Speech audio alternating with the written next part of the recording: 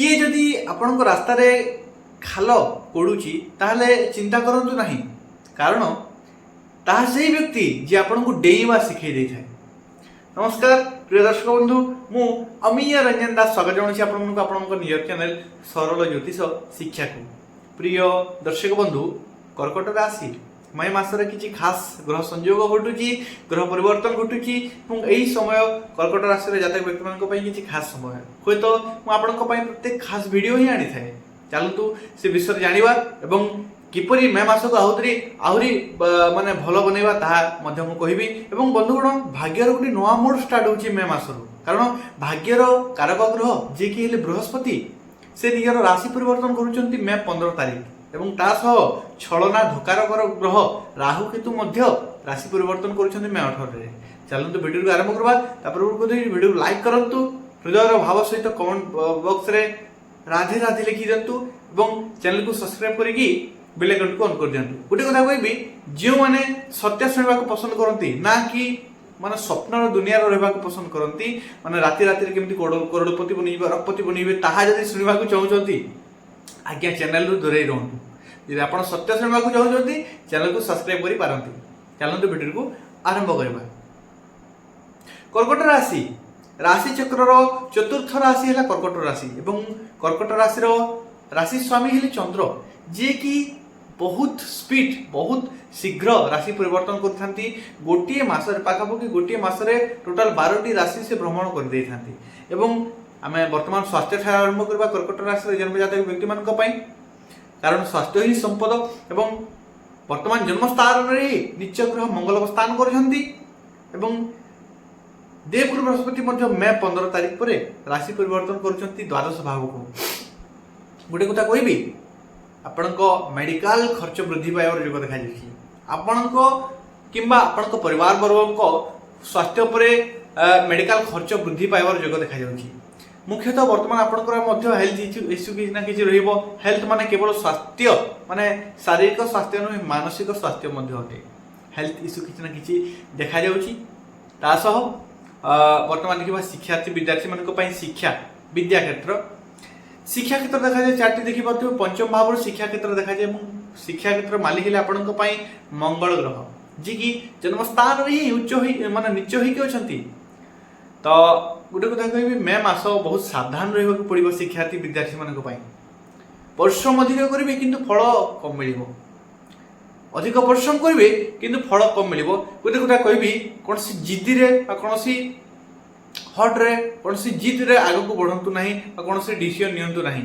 निज जिद रे आसिकी कौन सी फैसला नियंतु नहीं, कौन सी डिसीजन नियंतु नहीं, नचेत आपण को शिक्षा क्षेत्र रे भारी नुकसान हो पारे, आपण को भारी क्षति हो पारे। आपण को वर्तमान देखिबा प्रेम जीवन लव लाइफ एवं प्रेम जीवन माने मध्य पंचम भाव ही देखा जाए।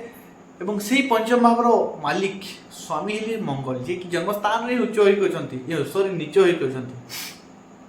तबे गोटे कथा, आपण द्वारा एमिति कथन कथेबे एमिति कथन कहेबे एमिति किछि करेबे मंगल, माने आपण मध्य जहा चाहूनथबे जे जगह रे जिंस कहबा को चाहूनथबे से जगह रे से जिंस बेले बेले कहि हि जेउथबो ताहाले मंगल। कारण मंगल आपणकर वर्तमान प्रेम संपर्क को नष्ट करबा को चाहउछंती।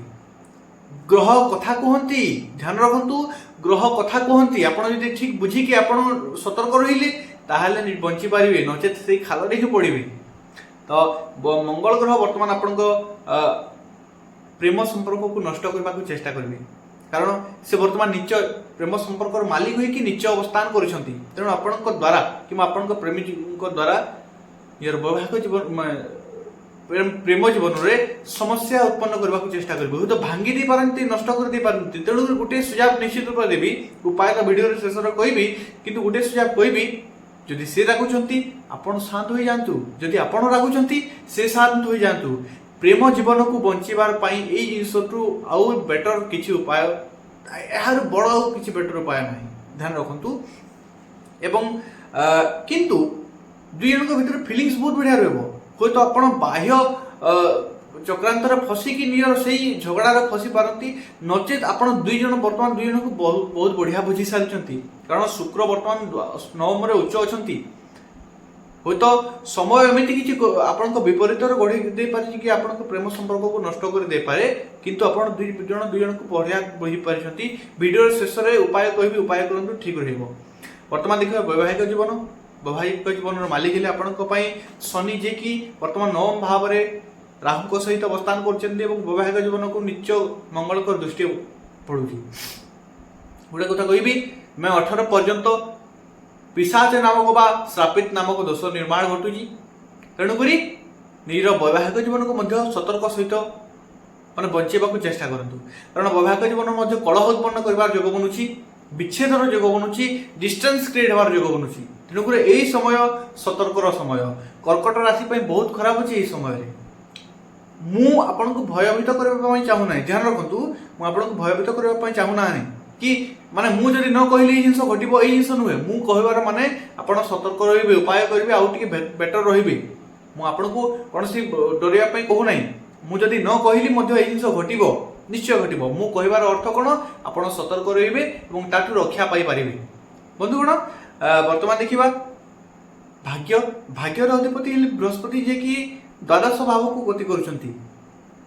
ତ ଭାଗ୍ୟର ଆପଣଙ୍କ ବର୍ତ୍ତମାନ ବହୁତ ଲେଟ୍ ଚାଲିବ, ବହୁତ ବିଳମ୍ବରେ ଚାଲିବ ଏବଂ ମେ 15 ପରେ ଭାଗ୍ୟରେ ପରିବର୍ତ୍ତନ ଘଟୁଛି, ଯାହାକି ଭାଗ୍ୟ ଆପଣଙ୍କୁ ଜନ୍ମସ୍ଥାନରୁ ଦୂର ଜାଗାକୁ ମଧ୍ୟ ନେଇଯାଇପାରେ। ନିଜର କର୍ମ ପାଇଁ କିମ୍ବା ନିଜର କ୍ୟାରିୟର ପାଇଁ ଜନ୍ମସ୍ଥାନରୁ ଦୂର ଜାଗାକୁ ମଧ୍ୟ ନେଇଯାଇପାରେ। ହଁ, ଯଦି ଆପଣ ଭ୍ରମଣ ପାଇଁ ଇଚ୍ଛୁକ ଅଟନ୍ତି, ଭ୍ରମଣ ଏହି ସମୟରେ ବହୁତ ବଢ଼ିଆ ମିଳିବ। ଆପଣଙ୍କୁ ଅନେକ ସୁଯୋଗ ମିଳିବ ଭ୍ରମଣର, କିନ୍ତୁ ଜନ୍ମସ୍ଥାନରୁ ଦୂରକୁ ଯିବାର ମଧ୍ୟ ଯୋଗ ଦେଖାଯାଉଛି। ହୁଏତ ନିଜର କାମ ପାଇଁ ହୋଇପାରେ।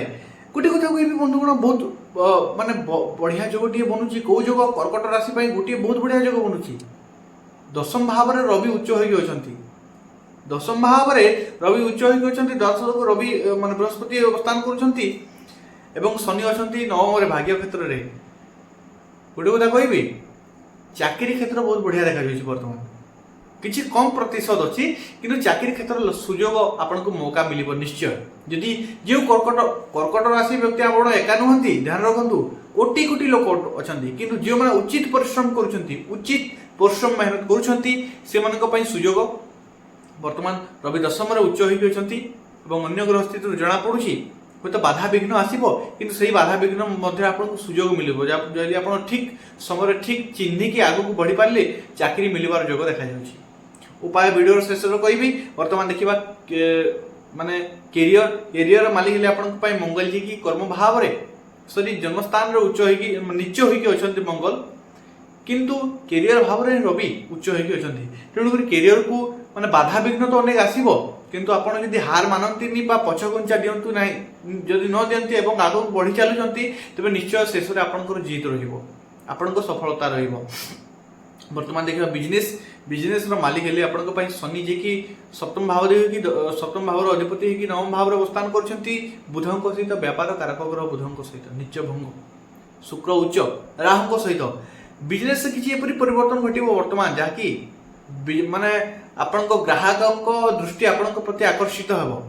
ହଁ, ଏହି ସମୟ ଟିକେ ଅପେକ୍ଷା କରି ଦିଅନ୍ତୁ। ମେ 18 ତାରିଖ ପରେ ସେ ପରିବର୍ତ୍ତନ କରନ୍ତୁ। କୌଣସି ନୂଆ ବିଜନେସ୍ ଷ୍ଟାର୍ଟ କରିବା ପାଇଁ ଚାହୁଁଥିଲେ ବା କୌଣସି ନୂଆ ସୋର୍ସ ଷ୍ଟାର୍ଟ କରିବା ପାଇଁ ଚାହୁଁଥିଲେ ମେ 18 ପରେ କରନ୍ତୁ, ବା ବିଜନେସ୍ କିଛି ପରିବର୍ତ୍ତନ କରିବା ପାଇଁ ଚାହୁଁଥିଲେ ମେ 18 ତାରିଖ ପରେ କରନ୍ତୁ, ଆପଣଙ୍କ ପାଇଁ ବେଷ୍ଟ ରହିବ। ବର୍ତ୍ତମାନ ସମୟ ଧୀର ସ୍ଥିର ସହିତ ଆଗକୁ ବଢ଼ିବାର, କୌଣସି ହଡ଼ବଡ଼ିରେ କାମ କରନ୍ତୁ ନାହିଁ, କୌଣସି ଜିଦ୍ଦିରେ କାମ କରନ୍ତୁ ନାହିଁ, କୌଣସି ରାଗରେ ଡିସିସନ୍ ନିଅନ୍ତୁ ନାହିଁ। ସମୟ ଏମିତି ରହିଛି ବର୍ତ୍ତମାନ, କିନ୍ତୁ ପରବର୍ତ୍ତୀ ସମୟରେ ବହୁତ ଉନ୍ନତି ଆସିବ, ତାହା ଆପଣଙ୍କୁ ୱେଟ୍ କରିବାକୁ ପଡ଼ିବ। ଆଶା କରୁଛି ଆପଣ ବୁଝିପାରିଛନ୍ତି। କିଛି ଉପାୟ କରନ୍ତୁ। ଓମ୍ ସୋମ ସୋମାୟ ନମଃ ବିଜୟ ମନ୍ତ୍ର ପ୍ରତ୍ୟେକ ଦିନ ଜପ କରନ୍ତୁ।